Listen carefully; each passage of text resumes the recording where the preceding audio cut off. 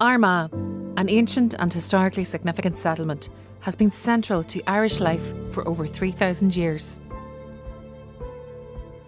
Our story begins at Aonach Mhacha, one of the most important sites in Gaelic Ireland. A place of meeting, coming together for trade, education, religion and politics.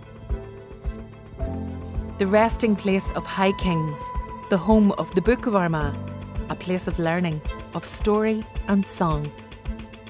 A place of reflection, discovery and spirituality. A place of language. Today, our music, our tradition, our sport, our language thrives. It speaks. A place of pipers, poets and scholars in craft. This is the place of building, connection and nurture.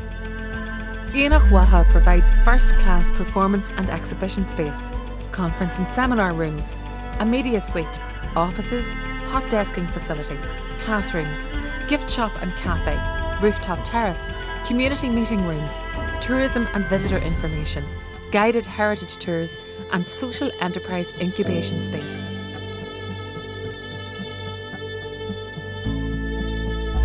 Join us as we build a new home for the language in Armagh.